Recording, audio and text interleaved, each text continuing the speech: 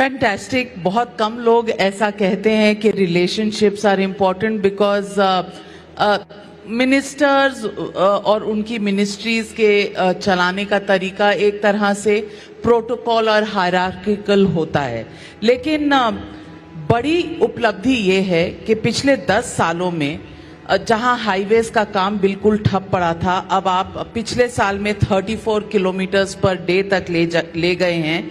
और ये इस तरह के लार्ज प्रोजेक्ट्स आपने किए हैं। आपका एक प्रॉमिस भी था कि ये दिल्ली से देहरादून आप 2.5 घंटे में पहुंचाने वाले हैं।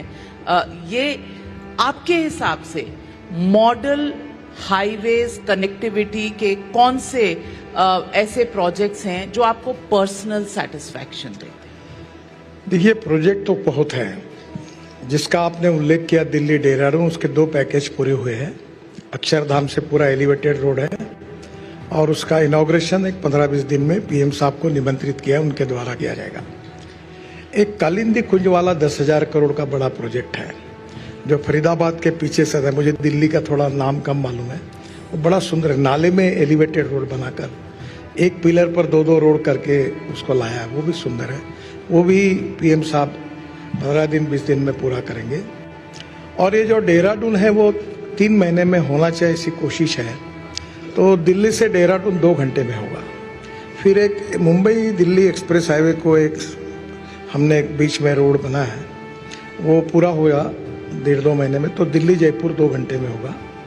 और दिल्ली से अमृतसर 4 घंटे में, कटरा 6 घंटे में, श्रीनगर 8 घंटे में, दिल्ली से मनाली 7 से 8 घंटे में, और दिल्ली से मुंबई 12 घंटे में, बेंगलोर से चेन्नई 2 घंटे में, और अभी मेरठ तो दिल्ली हो गया 4 घंटे का 45-50 मिनट पे। फिर मैसूर से बेंगलोर हो गया। ऐसे हम 36 ग्रीन एक्सप्रेस हाईवे बना रहे हैं।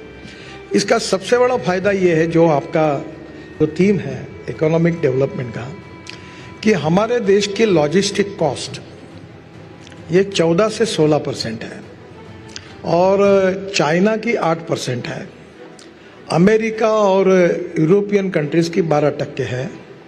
मैं विश्वास के साथ ये टारगेट मैंने रखा है और जो टारगेट मैं रखता हूँ लगभग वो पूरा होता है।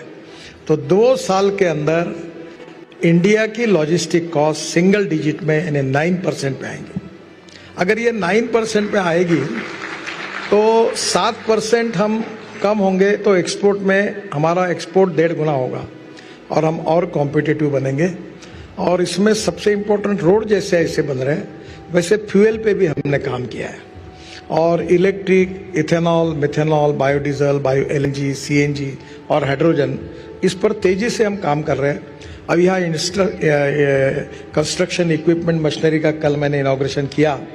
आप जरूर जाके देखिए कि बड़ी बड़ी मशीनरी इलेक्ट्रिक पर आई, हाइड्रोजन पर आई, हिंदुस्तान की कंपनियां बना रही है, एक्सपोर्ट कर रही है। ट्रक इलेक्ट्रिक के आ गए और इतना फर्क है कि अभी मैंने बजाज की 2 व्हीलर लॉन्च की मोटरसाइकिल, तो पेट्रोल पे उन्हीं की मोटरसाइकिल 2 रुपये 25 पैसे पर किलोमीटर है और सीएनजी पर जो है 1 रुपया है। तो ये जो 1000 करोड़ के प्रोजेक्ट में 100 करोड़ रुपए का डीजल लगता है। तो केवल पोल्यूशन कम करना या इंपोर्ट कम करना ये तो होगा ही, और उसके साथ साथ जो कॉस्ट है वो भी कम हो जाएगी। और अभी मैं आपके यहाँ आया तो जो गाड़ी में आया हूँ वर्ल्ड की पहली गाड़ी है टोयोटा इनोवा, जो 100% किसानों ने तैयार की हुई बायो इथेनॉल पे चलती है, 60% बिजली तैयार करती है, no pollution, no smell, no gas. और उसकी पेट्रोल की इसमें तुलना करेंगे तो पेट्रोल का रेट 25 रुपये लीटर होता है। और ये पूरा एग्रीकल्चर सेक्टर का अगर इथेनॉल पूरा अच्छा चलेगा तो जो 14% जीडीपी ग्रोथ में उनका कॉन्ट्रीब्यूशन है वो 21% होगा। इस बार मक्के का भाव, मक्के से इथेनॉल बनना शुरू हुआ, जो 1200 रुपये था इस बार 2400 रुपये है। तो एग्रीकल्चर इकोनॉमी में बूस्ट होने से परचेसिंग पावर बढ़ेगी और इकोनॉमिक ग्रोथ मल्टीप्लाई होगी। बहुत पाथ ब्रेकिंग ये सारी चीजें जो आपने कही, कभी आप हाइड्रोजन गाड़ी में हैं, कभी इथेनॉल गाड़ी में हैं, ये आपके लिए पैशन की बात है? ये आपके लिए there is something that drives everybody? What drives you? पहली बात तो मैं 75 में जयप्रकाश नारायण जी के आह्वान पर मैं 11th में था, तो मैं वो स्कूल से उस आंदोलन में इन्वॉल्व हो गया था। उसका मेरा नुकसान भी हो, मैं इंजीनियर नहीं बना क्योंकि मुझे परसेंटेज में मार्क कम मिले। ठीक था, फर्स्ट क्लास मेंटेन करते, पर वो 75 के साल ने मेरी करियर को मेरे घर वाले कहते खराब कर दिया। तो मैं 52% मार्क में 49.26% साइंस ग्रुप में मिले और मैं इंजीनियरिंग के लिए डिस्क्वालीफाई हुआ। अभी मुझे 9 डिलीट्स मिली है, डॉक्टरेट्स, पर मैं वो अभी भी लगाता नहीं क्योंकि वो इंजीनियरिंग की एडमिशन मुझे नहीं मिलना, ये मुझे बड़ा ये हुआ। पर मुझे लगता है कि सबसे इम्पोर्टेंट चीज़ यह है कि पॉलिटिक्स मेरा पेशा नहीं है, it's not my profession. I always believe that politics is the instrument of socio economic reform, और इसलिए मैं अपने कन्विक्शन के साथ चुनाव में भी अपने कन्विक्शन की बात करता हूँ। मैं लोगों को क्या लुभाता वगैरह की चिंता नहीं करता, मैं मुंह पे बोलता हूँ। और मेरा अनुभव ऐसा है कि विथ माय स्ट्रॉन्ग कन्विक्शन, जब ये देश के लिए, समाज के लिए और गरीब व्यक्ति के लिए मैं क्या कर सकता हूँ। मैं कोई साधु और सन्यासी नहीं हूँ, मेरा परिवार है, घर है, अभी बच्चे बिजनेस देखते हैं, मैं भी आपके जैसे कॉमन मैन हूँ। पर मैंने तय किया है कि राजनीति में मैं देश के लिए, समाज के लिए और गरीब व्यक्ति के लिए कुछ करके जाऊंगा, and that is the inspiration मैं करते रहता हूँ। फैंटास्टिक। ये आपने कहा कि मेरे को जो कहना होता है मुंह पे कहती हूँ।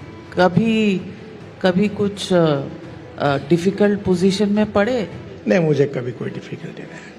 अभी चुनाव में मैंने पब्लिकली कहा था कि मैं जातीयवाद नहीं करूंगा, और मैंने लोगों को कहा जो करेगा जात की बात उसको ठोकूंगा लात, ऐसा पब्लिकली बोले, सच छप के आया था। मैंने बोला नहीं देना है तो 2 वोट, नहीं देना है तो मत, नहीं करूंगा। मैं चुनाव में इस बार कोई गलत खर्चा नहीं किया। मैंने बोला नहीं करूंगा ये, मैं कब के लिए काम करूंगा, और पूरा नागपुर मेरा है, मेरा परिवार है, मैं नागपुर का हूँ। नो डिस्क्रिमिनेशन, जात, पंथ, धर्म, भाषा, सेक्स, रिलीजन, नथिंग। तो मैं सब लोगों ने साथ दिया। अब मैं इस मत में हूँ कि मुझे चिंता नहीं तुम क्या क्या दिखाते हो, कौन क्या लिखता है, कौन क्या सोचता है। मेरी भाषा में मैं बोलता हूँ तेल लगाने गई दुनिया, अपने को तो अपने हिसाब से चलना है।